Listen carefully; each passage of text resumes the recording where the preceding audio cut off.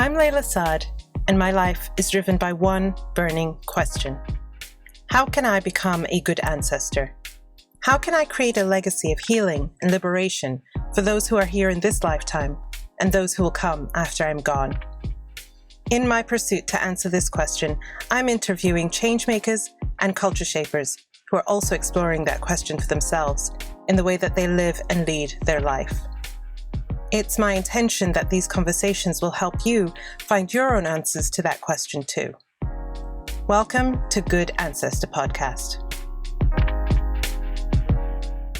Thérèse Cator is a mother, a trauma-informed embodiment practitioner, a leadership coach, an artist, and the founder of Embodied Black Girl, a global community that stands for the embodied liberation of Black women and femmes and women of colour everywhere. Embodied Black Girl is devoted to creating a safe space for Black women and femmes and women of colour to heal from intergenerational trauma, racialized stress, and colonial conditioning in service of our individual and collective liberation and healing. Her work deeply explores the shadows and gifts of humanity and bridges leadership, spirituality, healing, somatics, mindfulness, decolonization, and social change. Thérèse deeply believes that healing is both personal and political, spiritual and corporeal. In 2020, Thérèse led many healing circles for the Black community, attended by nearly 5,000 people. She also led Becoming Human, a series of lessons for white people to dismantle white supremacy for thousands of people. Thérèse's work has been featured in Forbes, Motherly Magazine, Mind Body Green, and Women's Health Magazine. Hello, everybody, and welcome back to Good Ancestor Podcast. I'm your host, Layla Saad, and I'm here today with a wonderful guest, Thérèse Cator, who is the founder of Embodied Black Girl, and somebody who I got to spend some wonderful sister time with pre-pandemic in 2019 in New York, somebody whose smile just lights up the room and whose energy is just makes you want to melt and relax and to tap into yourself. So welcome to the show, Thérèse.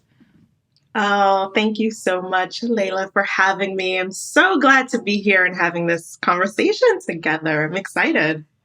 I'm excited to be in conversation with you too. And we have a lot to talk about. I love the work that you do, and it spans, it has great, it spans a lot, but there's also a lot of depth to it. But it's essentially healing work, and it's healing work for Black women and women of color and Black femmes. So I'm excited to talk about that in this conversation. But we are going to kick off with our very first question. Who are some of the ancestors, living or transitioned, familial or societal, who have influenced you on your journey? Yeah, I love that you asked that question on the podcast, and I've listened to many, interesting answers. And as I was feeling into that, I would have to say, first of all, I have to bring into my heart my dad, who passed away a number of years ago. Actually, it's going to be a decade ago next year. And so he's definitely one of the ancestors that continue to impact me. And I feel like our connection, even after his passing, his death, has even been stronger. And he was a healer. So there's been messages and medicine that he's, given to me or shared with me since that time. I would also have to say Maya Angelou. I absolutely love Maya Angelou. I just remember being in grade school and, reading her poetry and really being moved. And even before Maya Angelou, it has to be Toni Morrison. One of the first books I read, also in elementary school, was The Bluest Eye. And it was the first book that I felt spoke to me and about my experience and who I am in the world. And I would also say a couple of other ancestors are Toussaint Louverture. I was actually born in Haiti, which is the indigenous name for Haiti. I came here when I was really small, like only a couple of years old. So definitely that revolutionary blood runs through my veins. So Louverture, and also some of the women who were part of the revolution that don't get talked about much, like Suzanne Belair, um, and a lot of authors. For example, she's someone who's living, but Edwige Danticat, who is an amazing author and writes about the diasporic experience from a Haitian lens. So those are just a couple of the people who really, really inspire me. Oh, that's beautiful. And I love what you shared about your father. Can you tell us a little bit more? You said he's a healer, and you receive a lot of messages, I mean, more since he's passed, actually. And it sounds like there's a really strong spiritual connection there. Tell us a little bit about that and how it's influenced how your own journey for yourself, but also how you show up in the world in your work. Yeah, I mentioned my dad, and along with him, I have to say my aunt Renee, who also is an ancestor, and she's also a healer as well. But my dad, he was also in accounting and finance, and he was also a healer, and he's trained and comes from many, many, many generations, or hundreds and hundreds and hundreds of years of healing tradition. And if people know a little bit about the Haitian culture, basically it's a mixture of African spirituality, as well as a lot of people don't also recognize it's also a mixture of Taino as well. So a lot of people think, oh, the Taino people weren't there, but that's actually not true. That's actually white supremacy that erases the indigeneity of Indigeneity. yes, It's a that hard word. of Black folks, right? Of Black folks, and so there's a reclamation of that. So with my dad, so many things. I was experiencing an illness last year, and it was literally through dream work that he came and he gave me medicine, literal medicine. And I had a series of tests, and the doctor was saying, "Oh, you have to go and have an operation right away." And after I did all of the things that he told me to do, when I went back, it was completely gone. Whatever they thought, they're like, "Oh, that's it." And that was in the middle of the pandemic. So mind you, I had to go to the doctor and all of those things. In the middle of pandemic, there was no vaccine. Like, there was so much things up in the air. So I definitely believe when we're, connecting and reclaiming those aspects of us, of our roots, especially as Black folks, the medicine is within us. And it's about knowing how to tap into that medicine. You speak a lot in your work about the decolonial healing work that needs to be done. And as I'm hearing you share this story, I'm thinking about the ways in which that ancestral healing medicine, knowledge, wisdom, for so long and by so many of us, because we've been conditioned that way, has been either rejected as lesser than by ourselves, right? Or appropriated, exoticized by those who are in dominant culture. So that space of reclamation, how have you seen, because I feel like a lot has happened in terms of our relationships with ourselves and our identities and our backgrounds within a very short time over these last few years. How have you seen how that looks like, especially for your community and your clients? And what are some things that you encourage people to do as they reclaim these what has been taken as new age, but really is old age practices? Yeah, I mean, one of the things that I was thinking just the other day is that the revolution will not be commodified. And it's all about the commodification of these things for capitalism. And part of it is knowing this is medicine that our ancestors used for liberation. This is liberatory medicine. This wasn't for capitalistic gain. We live within capitalism, obviously. So I'm not against, part of capitalism is the desire for Black women to be poor and to be destitute. And I'm not for that because we have to be realistic. We live within the system. But at the same time, there is the medicine that we have. Capitalism commodifies it to be like, oh, this trendy thing. And then they move on to the next, right? At a certain point, they move on to the next thing.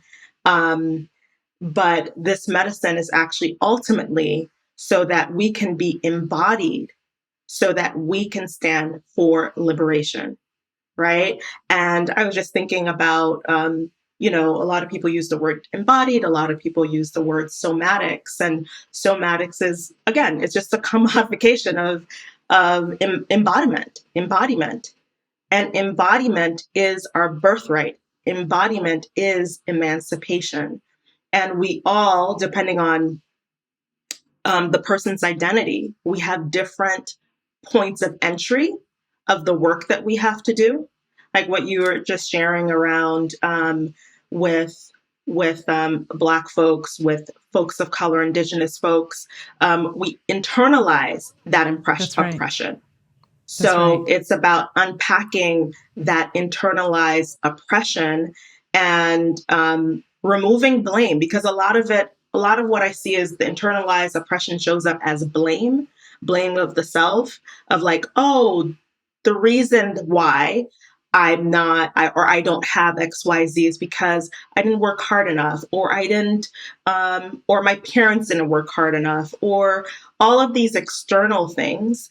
And of course, there's always a degree of like, what are the choices? But then when our choices are thwarted over and over again, so that it's like you're literally like a mouse running on a hamster wheel going nowhere. And that's been the experience of so many Black people and folks of color. And we have to break that legacy of that experience. And it starts, I believe, with like embodiment. It starts with decolonizing our bodies. It starts with decolonizing our leadership. Like, you're a leader, right? But the way that leadership has been commodified, capitalized, is like capitalized. That's right. Right? Is that leadership looks like a white dude, right? It looks like tech bros, which are actually killing the earth. Like, let's be real. It's really killing the earth. And I guess this is the time to share this with you. Several months ago, I heard, just like literally just in my meditation, I just heard the words decolonize or die. Decolonize or die. And it literally stopped me in my tracks. And what that really brought forward is that human beings are almost like the enemy to the earth. Right? We're supposed to be in relationship. And to ourselves now, right? To ourselves, to one another. But it's that thinking. Right. So I want to, because I love diving deep, but I want to make sure that as we're diving deep, everyone is with us, right? We've shared some key terms here that I would love for you to break down from your perspective of how you understand them and what they mean to you. The two terms would be embodiment. What does embodiment mean to you? And what does decolonization mean to you? And how have you come to understand it, and how they link to how that embodiment and decolonization link together? So we're all embodied, right? Embodiment really simply means being in your body. However, depending on our beliefs, but depending on how the trauma that we hold and we carry, our embodiments are different, right? The way that we're able to show up. And actually, we can show up in a disembodied way. And disembodied, to me, is being connected just simply in your head. Embodiment is when you're connected neck down, right? You're connecting your heart, you're connecting to your gut, you're connecting your legs. And so much of white supremacy culture is all right here, right? Everything that Right. happens with the neck up, it's all cognitive. So embodiment, when I talk about embodiment, it's moving from just the cognitive. Yes, we need the cognitive to incorporating the rest of our body. And the rest Mm. of our body is connected to each other. It's connected to the earth. It's connected to our ancestors, and it's connected to future generations. How does disembodied behavior, or how does it manifest? How does it show up? How do we know that we're operating from a disembodied state? Because I think because we have this brain, this wonderful, beautiful brain, through which we are able to imagine worlds and feel our feelings and all of that. Sometimes we can, I think, convince ourselves that we are embodied, but how do we actually know in our body? You know, what does embodied behavior look like? What does embodiment look like? Disembodiment look like? Yeah, it's making decisions that are from a relational space Wow. opposed Okay. to an individualistic state, right? Because Mm. capitalism and white supremacy, I would say there's many, many different ways, but I feel like one of the first things, it's like, are you making decisions and choices from a relational space, or are you always looking to extract?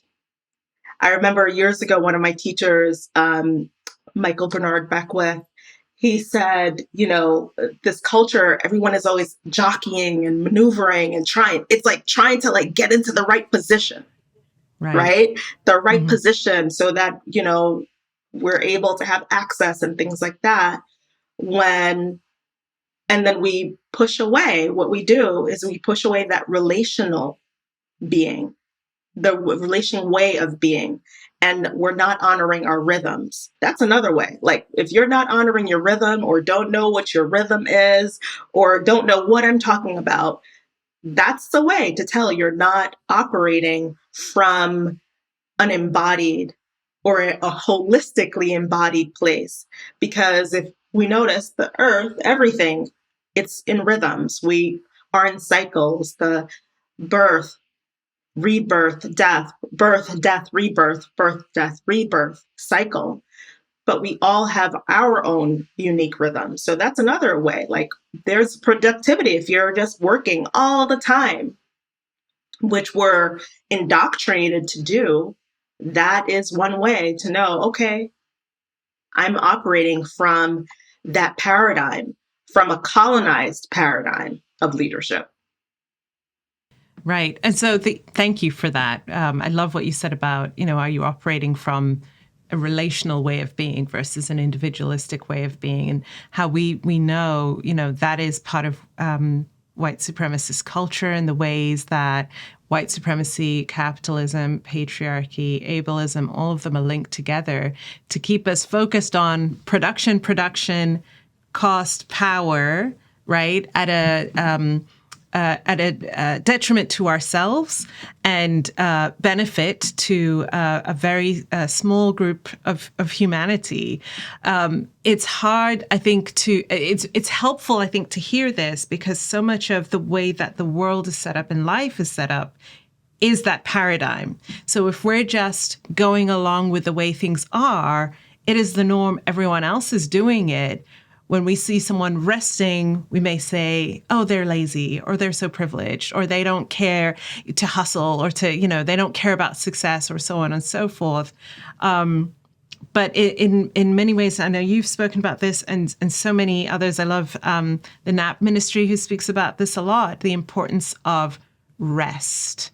resting as a practice of liberation as well. So I'm going to park that because I want to talk about that, but I want to come back to what is your personal definition of what decolonization means?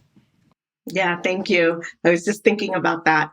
So for me, decolonization, I know that's like a buzzword in some ways, Yes. like a lot of people use that word. However, decolonization is something that is rooted in culture, right? That is rooted, especially depending on certain BIPOC cultures, it's rooted in that. So decolonization, that's a word that I grew up with. That's what my mom would talk about because actually Haiti is the first nation, Black nation and Latin American nation that decolonized, Right. right? And their definition of decolonization was freedom from colonial powers, Right. right? Independence from colonial powers, from the white French folks. And however, there's another level of decolonization that means, okay, sure, you get your freedom. Now you don't want to operate in the same way and do the same things that were done to you. So decolonization, there's another aspect of reclaiming our cultures, reclaiming our roots, reclaiming our practices, reclaiming being in the cyclical way of being and operating. And I have to say there's many people who have spoken about decolonization, that have written about it. But for me, I don't want to, and this is another way that I feel like the cognitive always like tries to trump oral history. This is oral history that has gone back hundreds and hundreds and hundreds of years for in my family around decolonization. It's really being embodied. It's really saying, I am free. I am free in my body. I am free in my thoughts, in my actions. And I'm also not going to do what you have done to me. Right. So, and I also have to say, decolonization is something that is BIPOC led. That because if you look it up, you can't find the etymology. You can't find, a lot. It's BIPOC led. So I say that because I think it's really important to name that of who is supposed to be leading the conversations around it. Absolutely. Absolutely. Thank you for sharing that. So rest as a liberatory practice. Talk to us about that and your own journey. I want to hear about your journey with rest. Is it something that you were taught by, your family, and so it has always been a practice, or is it something that you've had to slowly give yourself more and more permission for over time? That's interesting. You asked that. My mom, we would always have to take naps growing up, and I hated it. I was like, I don't want a nap. I don't want a nap. I mean, I'm talking about even in elementary school. She'd be like, "Oh, rest. It's like summer break, rest." Like she would always be telling us to rest, and it was actually annoying. It was actually annoying for me because I was like, "Oh, in order to," at that time, like I was indoctrinated, and like in order to succeed, you can't rest. So even though my mom, I grew up with activists and in my family and my mom taking me, it was still something within me that I learned, okay, in order to be successful, I have to work hard and I don't have time to rest. So for me, the practice of resting really became important after I experienced illness when I was in college, right? And I had to get my gallbladder taken out. And I remember at the time, my doctor was like, "Oh, this is not something that you see in young folks, your age. Like this would be something that if you were, 50s or 60s, even Oh, older than wow. that, however, it's really common." So for me, that started this like asking myself a lot of questions, and it was really taking on more of a Americanized way of being. And I say Americanized, I'm talking about like eating McDonald's or, not taking care of myself in those ways. And I have to also name that for many people, you don't have a choice to do that. Like That's I grew right. up poor, right? I Mm-hmm. grew up poor. Um, so food scarcity is real is real. So that is what a lot of folks and sometimes what we had to eat. But part of it was really interrogating those things and interrogating like, okay, why was I running around? And it took me many more years to embody that, to really unpack what was going on and letting go. A big part of it has been letting go for me of what success looks like, not defining it through the lens of white supremacy and defining it through the lens of how am I being in the world? Who am I impacting? Who did I help today? Did I take a moment to thank the earth? Did I take a moment to, just be with you here? What did I do? How am I being opposed to like what am I doing all the time? Right. Right. So it's been a journey, and but rest is definitely a practice. Right before I came on here, I actually took like a 30-minute meditation resting period before I came on, because that's what we have to do, especially as Black folks who have a myriad, like layered upon oppression and marginalization. Hmm. That moment that you describe of taking time to meditate, and I know you are a long time meditator, but you have something on your website where you talk about rooting deep to rise high, and that's what I imagine those practices are for you. A time to, like you said, to sink deeply into that being. So when we are used to operating from a mentality and a paradigm of doing, and that's what my humanity is here for. I'm here to do, I'm not here to be. What have you seen happens when we make that shift? Not so much what are the positive things that happen, but what are the things that we need to release in order to relax into being? Because being is the very opposite of doing. You don't do being, you be being, right? But I think so many of us try to, okay, like I need to become more embodied and I need to be more. Okay, what are the things that I need to do in order to be? Do you get what I'm saying? What do you see people do as they try to make that journey towards being more?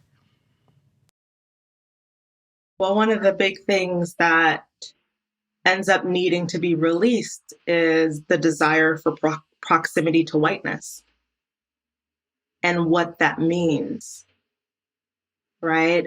And it takes a lot to be on that wheel constantly going. So releasing that. Can you speak a little bit more about, I think I know what you mean by that, but can you tell us more about what that means, that desire to get that proximity to whiteness? What does that mean? Well, that proximity to whiteness, what does it represent for many people? They might not recognize, but proximity to whiteness represents safety. Proximity to and safety comes through access of resources, whether those resources are tangible or intangible. Those resources could be a phone call that can lead you to this opportunity.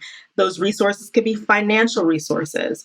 I know at the time that we're speaking a few days ago, there's been a lot of backlash about that show, that CBS show, The Activist, that's coming out, right? Mm-hmm. It's a commodification of activism. But then there's something else at the core. It's proximity to those who have power, why don't you just write a check? It's proximity to those who have power because they can get access and resources for their organizations or their causes. So I think especially for BIPOC, for Black folks, Black women, Black femmes, it's like interrogating that proximity to whiteness and recognizing the antidote to that is community, because whiteness is not community, right? We know how to do community. Like, I'm only here talking to you, not because of like all the education and it's actually because of community, because even though I grew up poor, we had folks bring us food. Like, we were never without. There was a community that would help one another, and we would scaffold one another. Yeah, yeah. And whiteness kind of orients us towards, you don't need community, you need to get close to this person, or you need to get close to this institution or this thing. But in actuality, what we need is community for many different reasons. But one of the things I say is community is the medicine, but we need community for many different reasons. So it's orienting ourselves towards that, and releasing proximity to whiteness, white culture, and all that it says it will give you. I'm smiling because I love that you use the word scaffold. We scaffold each other, and my community is. I mean, I have a global community of sisters and friends around the world, but my community that I see every day is my family. Which includes my parents, whom I'm very close with, and my children have this experience of being raised by us, their parents, but also by my parents, and that is a very indigenously African way of being, even though we don't live there. But that is how we carry ourselves throughout the world. And I'm so grateful every day. And I couldn't imagine not having that and not being able to do that. But I know that, like you said, whiteness, and by that, we're talking about white culture, white supremacist culture, is the very antithesis of that. It's very individualistic. It's very much about what can I get for me? How can I get to the top? And like you said, who can I get close to? But you struck on something really interesting when you said, we know how to do community. And I thought, yes, we do. And as I was preparing for this interview, it got me thinking about this essay by Audre Lorde. I'm not sure if you know it. I put it next to me just in case I wanted to share it during the conversation. But I think it really speaks to the healing work that is needed within the community itself around that internalized oppression, even outside of the white gaze. So the essay is called Eye to Eye, Black Women, Hatred, and Anger. And Audre Lorde basically takes time to investigate her own relationship with herself as a Black woman, but also her relationship with other Black women. And she talks about the hatred that she finds herself directing to other Black women and that Black women direct to her, but really interrogating where that comes from, right? And how white supremacy has really caused her to hate herself, right? From a very young age, because why am I being treated differently? I must be the cause, right? I must be the cause why I'm treated this way. And then in seeing other Black women thinking, you are the part of me that I've been taught to hate, and I have nowhere else to direct this hate, so I'm going to direct it at you. And she talks about anger, right? And how that has to be reformed into something else. And she says, other Black women are not the root cause, nor the source of that pool of anger. I know this, no matter what the particular situation may be between me and another Black woman at the moment. Then why does that anger unleash itself most tellingly against another Black woman at the least excuse? Why do I judge her in a more critical light than any other, becoming enraged when she does not measure up? And if behind the object of my attack should lie the face of my own self, unaccepted, then what could possibly quench a fire fueled by such reciprocating passions? So I wanted to talk to you about this because you are the founder of Embodied Black Girl, this wonderful, amazing space that is so needed. We need that safe space to be ourselves, to share all of the things that we experience, to do the healing work that we need to do outside of the white gaze. But then even within that space, like you said, right, it's this deconstructing of the colonial mindset that we need to do and the work that we need to do within community. I'd love to hear your thoughts on this and how we can move through this without judging ourselves or judging other people, being compassionate towards ourselves as we move towards this healing. Yeah, thank you for reading that. That's so powerful. And, I've read many essays that Audre Lorde had spoken about that relationship between Black women and Black femmes. And, what comes to mind is that we have to stop serving white supremacy and turn it into serving ourselves and one another. Yeah. And that's how the system gets stronger, right? When we're fighting one another. And I'm sure you've had your experiences, and I've surely had my experiences where I have felt that heat come from other Black women. And it's another level of pain. However, one of the things that I have tried to do is it's not about because there is accountability, but Absolutely. recognizing, there's accountability, but recognizing that they've been taught, or we've been taught, just making it really personal. We have been taught. I have been taught. I have been. That this is how you operate. But that's not how our ancestors operated. And we can reclaim love, like true love within ourselves and within those relationships. And recognizing, when I say community, I think a lot of people say community, it's like flowers and roses and like happy faces. It's not. Community also, there can be conflict with community. But if you're invested in community, then you navigate those conflicts. No one is canceled, or no one gets thrown out when you're truly in community.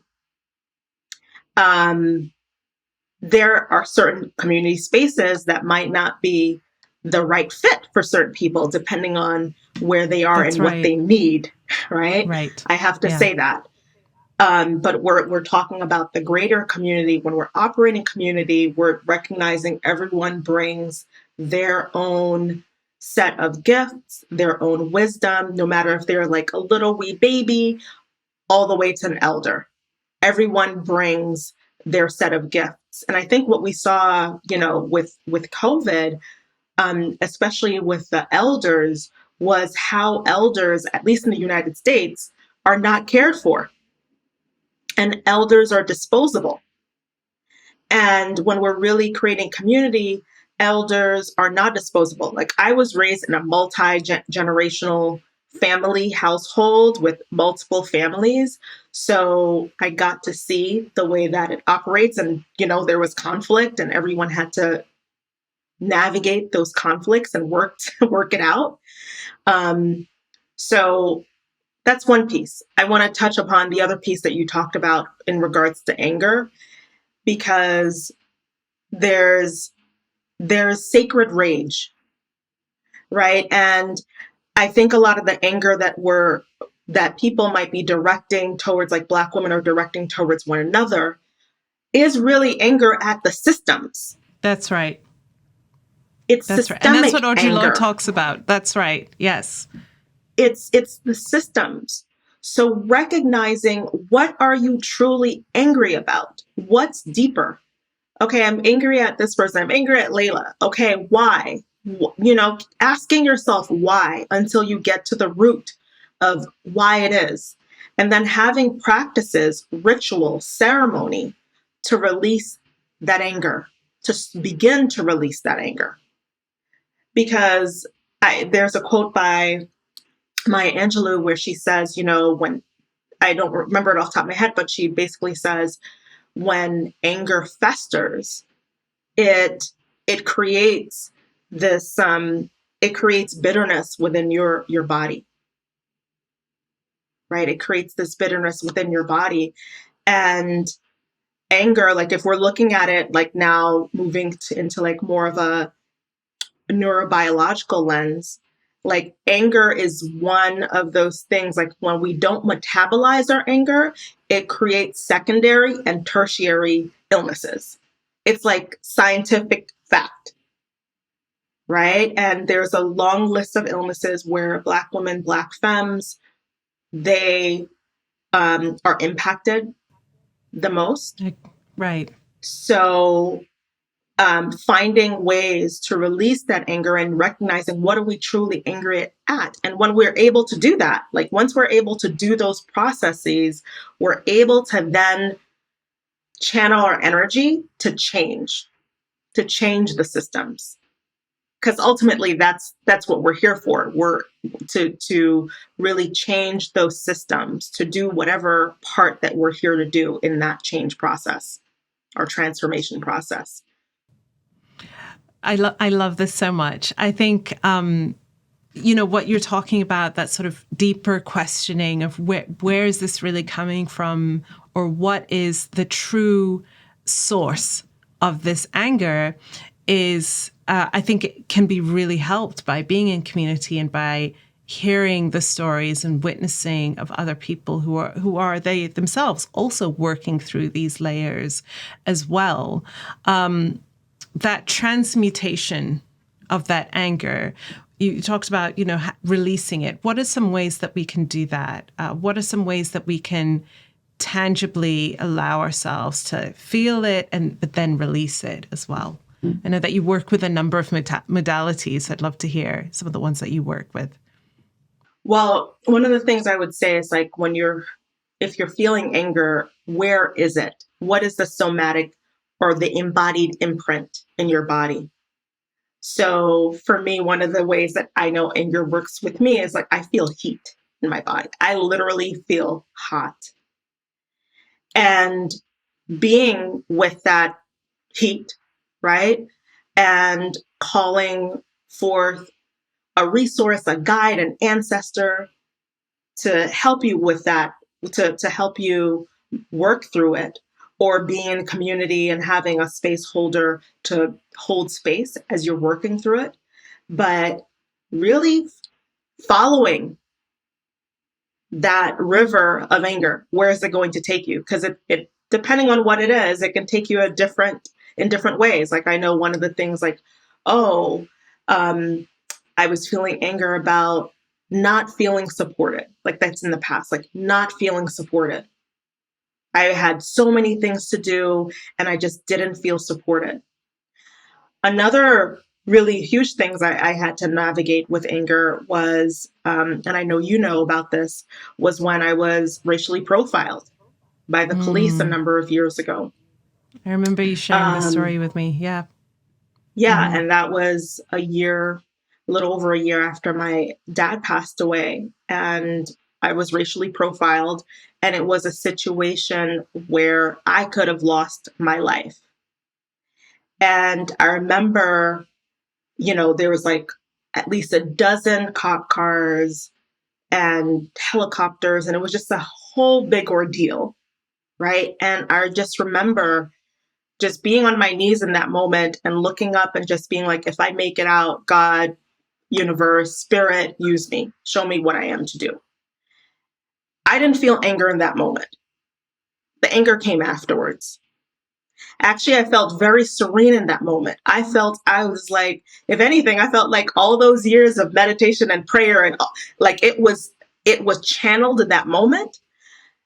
And it was channeled in that moment so I could survive, right? Or I had a chance to survive, because there are people who are calm and they don't survive. I had a chance to survive because I was like, they don't know what they're doing. So I'm asking for a greater spirit, a greater force to come into this moment to assist us. Because these people don't know what they're doing. These cops don't know what they're doing. And fortunately, that prayer in that moment was answered. But then I had to reckon with the anger. I was so angry, and rightfully so. Because quote unquote, I had done all the right things, right? I had went to school. I did all the right things that white supremacy says Black people should do, quote unquote, right? And yet I was still in that situation because of the color of my skin. So working with that anger and recognizing that what I was angry at was the system, and that was righteous. But then at the core, I know that I deserved liberation, and that my ancestors didn't do all the things that they did so that I could that anger could fester in a way that would harm me. So it was releasing that anger, but releasing that anger through honoring of my ancestors, because they didn't get us this far in order for us to die from bitterness or from so many different things that impact us. That's really powerful, Thérèse. And I'm sure that took time to metabolize over time, and is a practice that you have to continue to honor within yourself. I'm just really struck by those words around. They did not get me this far for anger to take me out, right? For anger to be the thing, anger at them. But you have this. If anyone visits your website, and I really encourage them to do so, the minute you see it, I saw it years ago. I can't even remember how we came across each other, but I remember finding your website before you and I actually connected and seeing it and just gasping because it was so beautiful. It has this soft, femme, really open, really you just want to melt into this energy of your website. But I think people should not mistake that for you not having this inner fire as well. And it's so clear. It's so clear that you have that in the conversation that I've had with you privately, in the conversation that we're here having today. That anger, the bitterness, you took away the bitterness, but the fire and the passion, right, to create change, to not just say, well, this is the system and this is the way things are. No, I'm going to do something about it. I'm going to do my part to do something about it.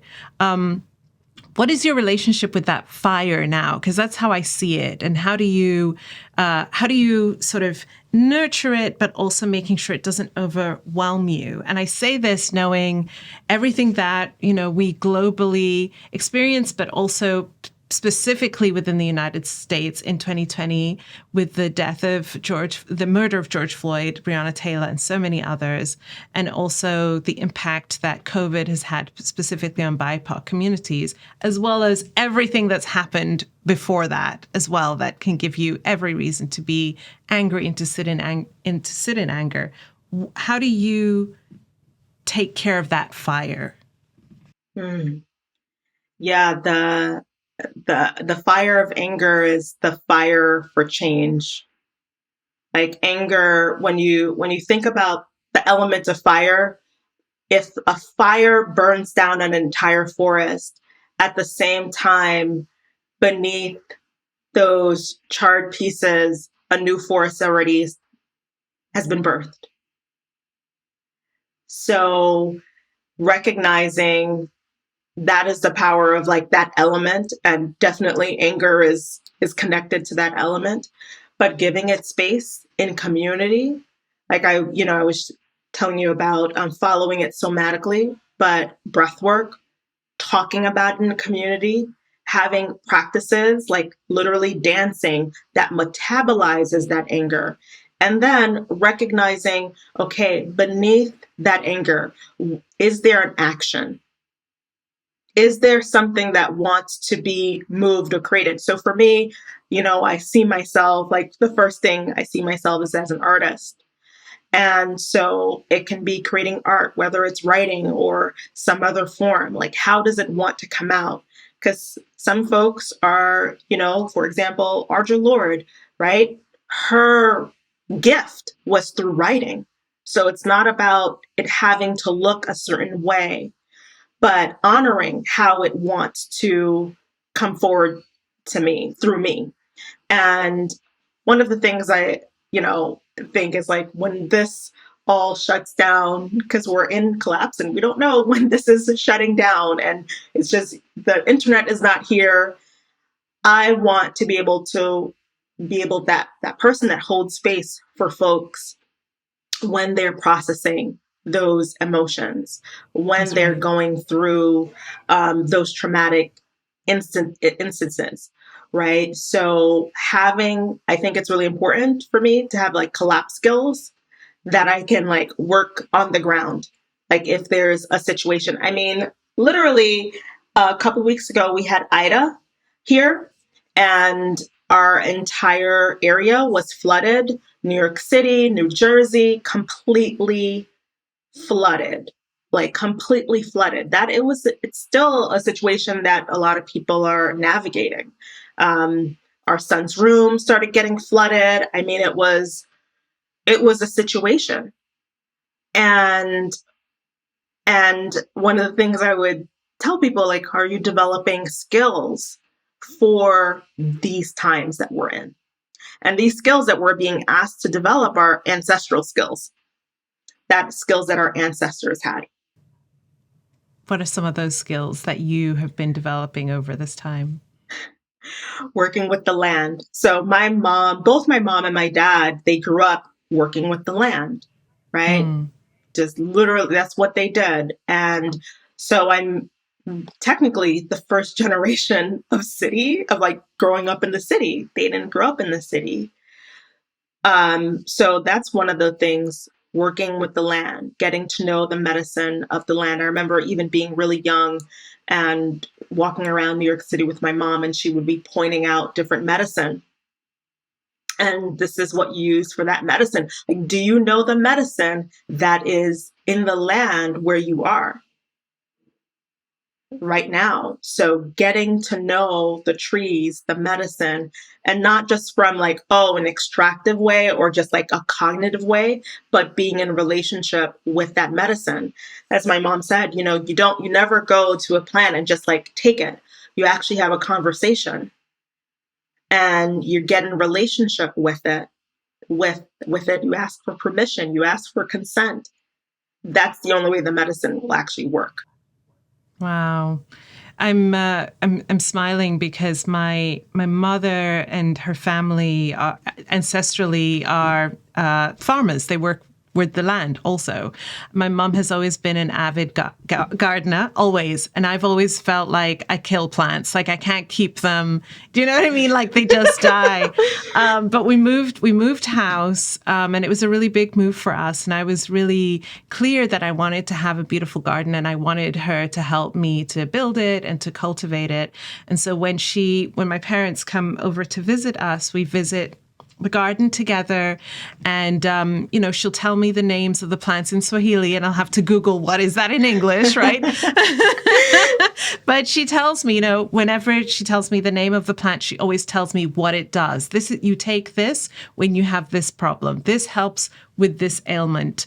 And so I resonate so much with what you're saying there because I didn't grow up that way. That wasn't ancestrally that wasn't in my own experience what I had, even though it was the experience deeply of my mother and her family. And I feel very grateful to be learning at a much later age, but still able to learn and to glean some of that wisdom now. So thank you for sharing that, because it lit me up, and it makes me feel very grateful that I can still have those conversations and take those walks, like you said, and learn at the feet of our mothers and our ancestors.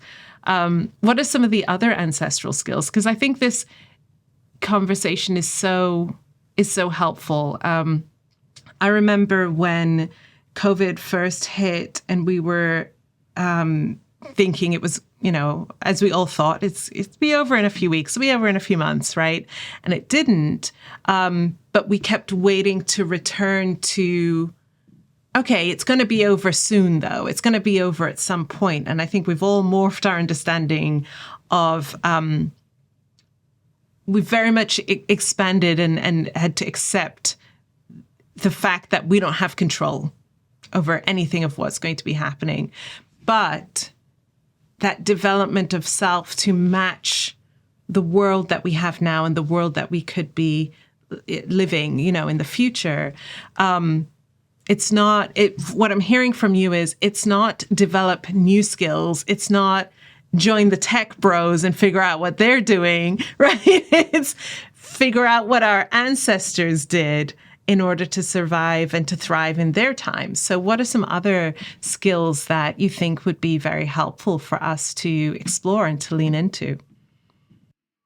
Yeah, it depends on where you are, of course, in the world. But depending on where you are, finding out what were those ancestral skills. Like, there are certain people who work with hides. Like in my family, it was a lot of it had to do with medicine, plant medicine. So developing those skills, do you know how to cook some of your ancestral foods? Like all of those things. And actually, just going back to something that we spoke about earlier, when I found out I had that gallbladder issue, something told me, like literally in my intuition, spirit told me to start eating more of my ancestral foods. And fortunately, I was living in New York City and I was able to get access to them. But that healed my body. Just eating the foods that my ancestors ate. So there's of course, the kale diet. There's, all these diets, like don't eat collard greens and all of those things that we hear, when in actuality, what we need to do is think about, and of course, I'm not saying, I'm not trying to romanticize our ancestors. That's the other thing, we're not romanticizing or exoticizing. No, we're not. Yeah, yes. Romanticizing it. But there's a lot of skills that they knew. Like, for example, my mom, just knowing the moon, right? Knowing the moon and the rhythms of the moon and how that impacts you. That also is how they planted too, based on the moon.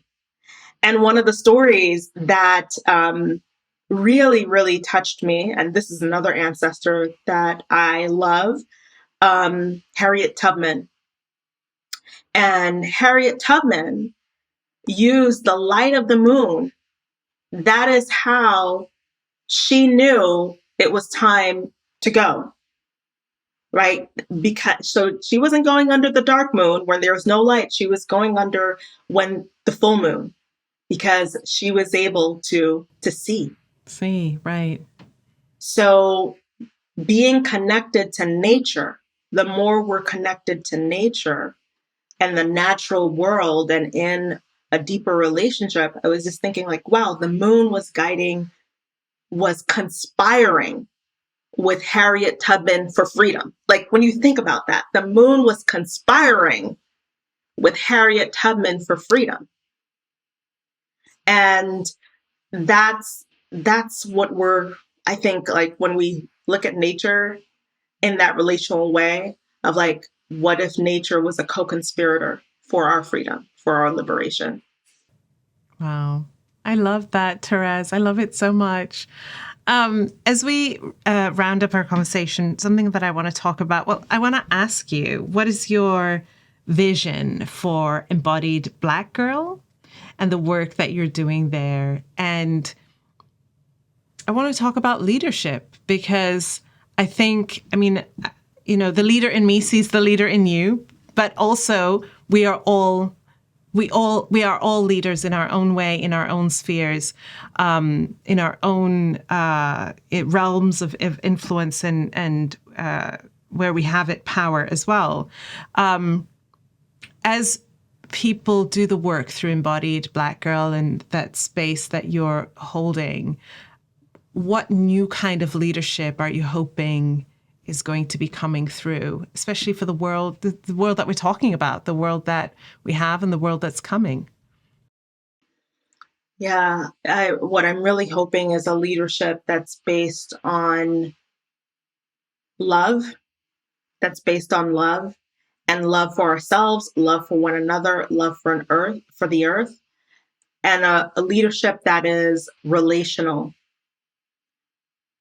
a leadership that is, what do I have to offer? It's not constantly extracting. And, as you mentioned I think we've moved into, like, as you mentioned, with like the tech bros, right? Of like, oh, tech is going to solve our problems. They're going to space. They're leaving us behind here. Yeah, like you're going to colonize space. You can't even get Earth right? You can't even get here right. You're going to go colonize the moon or Mars or whatever. So it's a leadership that is non-extractive, that is rooted in liberation, that is rooted in a culture of nurturance, a culture of nourishment, a culture of care. It's a leadership that recognizes that we are a global village. Like we're interconnected. I think we can see that. COVID knows no borders. That's right. COVID, borders are a creation of colonization, right? So COVID knows no borders. And that's the same way we have to recognize that all of these systems that we've created, how can we create something where everyone gets to live in dignity? Let's create a world where everyone gets to live in dignity. And white folks, people who identify as white, are invited to support that by doing their own work. That's right. Because they have their work to do. So by doing their own work, and one of the things I talk about is like embodied solidarity, to really come into embodied solidarity with folks of color. But it's not only about just folks of color, it's really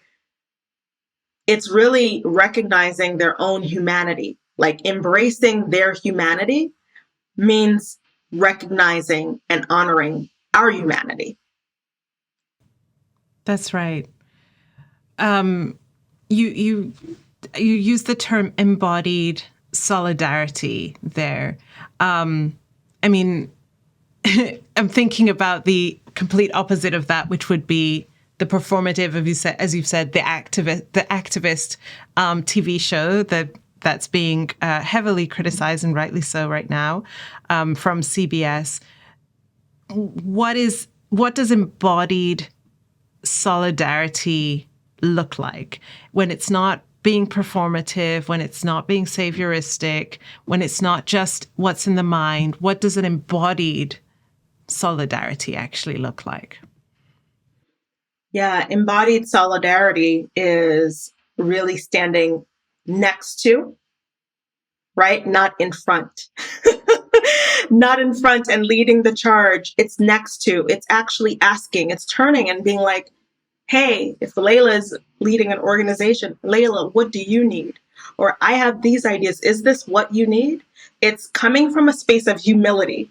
So there's a lot of, skills, cultural skills that need to be embodied, like humility, coming from a space of humility.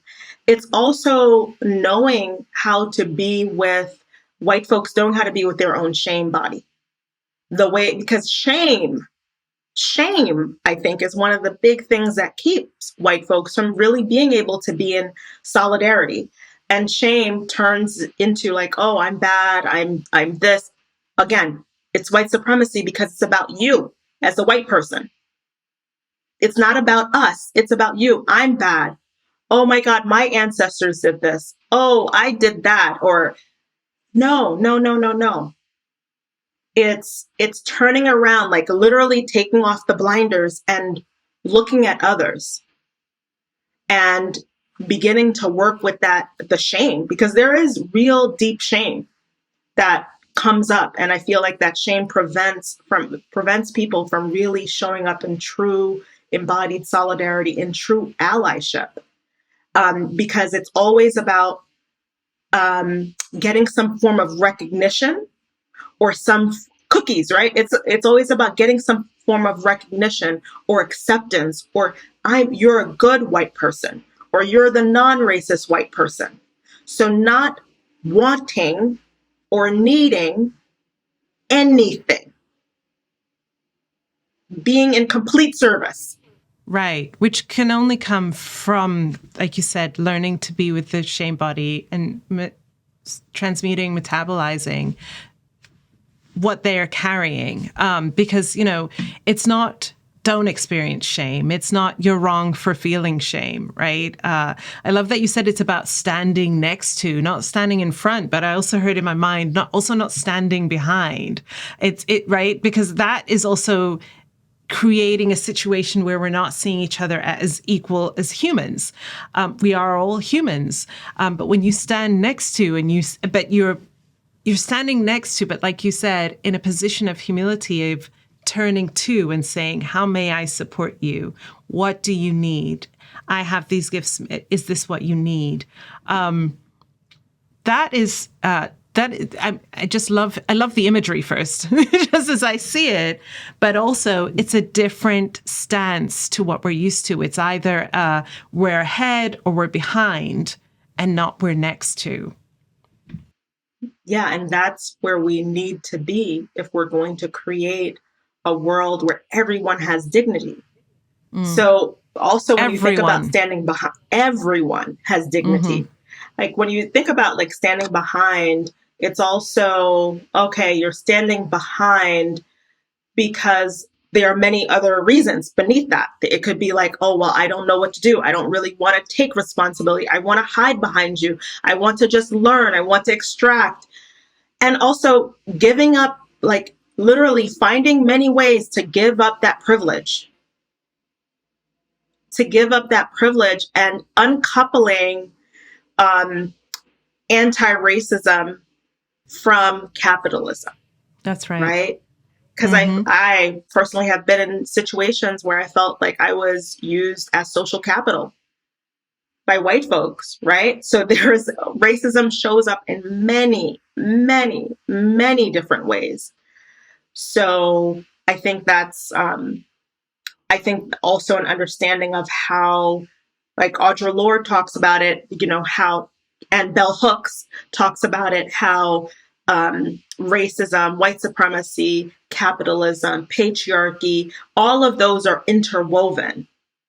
And if you are for the dignity of all, the liberation of all, the healing of all, you can't kind of hold on, oh, well, I'm going to hold on to this one. I'm going to hold on to this, this little privilege over here. You got to let it all go. You have to find ways to give it away. That's right. Thank you. I mean, and that's on the work that white people need to do. But but I want to remind folks that Thérèse's work puts Black women and femmes and women of color in the center. You really are centering us, centering our healing, our safety, us processing our racial trauma, intergenerational trauma, relationships, everything, understanding ourselves as these embodied beings and stepping into a new visionary leadership. And it makes my heart sing. I love the work that you do, and I love the way in which you do it. And I love your uncompromising stance of being true to your values in the way that you show up as well, because I know that you operate within a space, the healing space, the wellness space, that is, like so many other places, inundated by whiteness, dominated by whiteness. And so your continuous commitment to yourself and to us, when I say us, again, Black women, women of color, is just, it's so inspiring to me. And I just love it so much. So thank you for the work that you do. Yeah, thank you so much, Leila. Thank you for the work that you have been doing. You know how much I adore all the things that you have been sharing, and it's really been wonderful having this conversation together. Thank you, Thérèse. So before I ask my last question, I do have one more question, and I want to end on this. I want to ask, what does your hope practice look like right now? How are you practicing hope? That's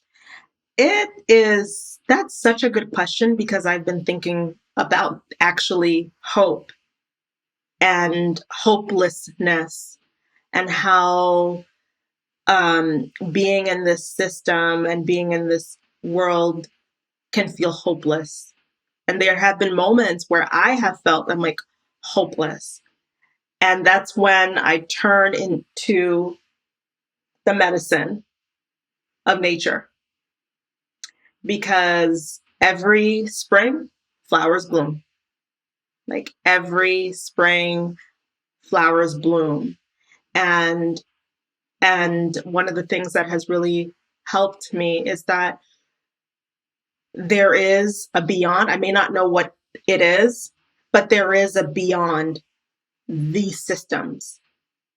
Like, we're living in this world within the systems of oppression and marginalization.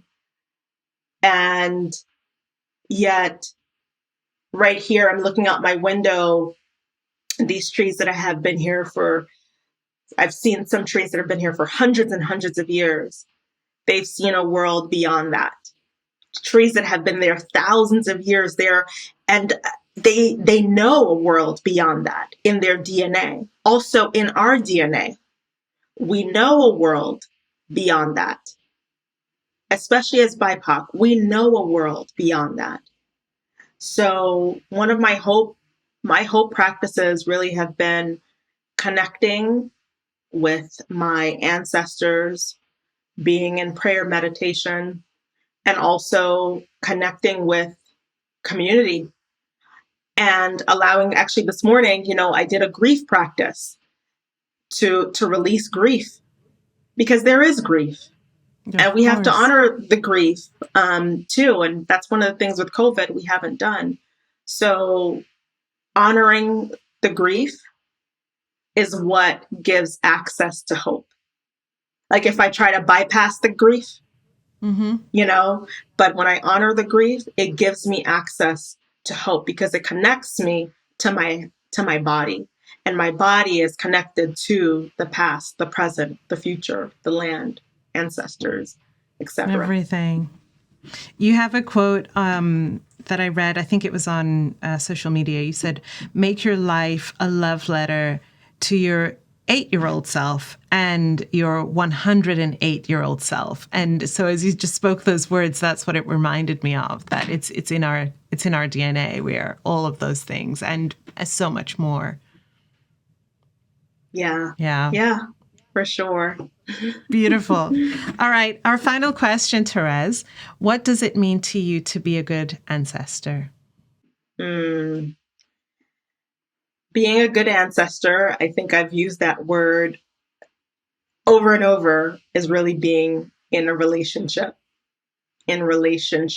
relational to others, beyond family members, just the community, being in relationship with the earth, being in relationship with my ancestors, and being in a relationship with future generations, even though I may never meet them. And cultivating those relationships through the actions that I take every single day, right? And sometimes those actions are resting. That's right. Sometimes that action is literally just, okay, that's what I'm doing today. That's my honoring. And relationship to myself, like honoring myself and what I came here to do. And I know this is a conversation you and I have had personally about honoring our calling, what we've been called to do, and how sometimes, it's hard to honor your calling. You just don't necessarily want to do it. And those days, you rest, but really honoring the calling, my calling is honoring my ancestors. It's being a good ancestor. Thank you. This was so much good soul medicine, and I really appreciated this conversation. Thank you, Thérèse. Yeah, thank you, Lila. It was beautiful talking to you. Thank you. This is Layla Saad, and you've been listening to Good Ancestor Podcast. I hope this episode has helped you find deeper answers on what being a good ancestor means to you. We'd love to have you join the Good Ancestor Podcast family over on Patreon, where subscribers get early access to new episodes, patron-only content and discussions, and special bonuses. Join us now at patreon.com/Good Ancestor Podcast. Thank you for listening, and thank you for being a good ancestor.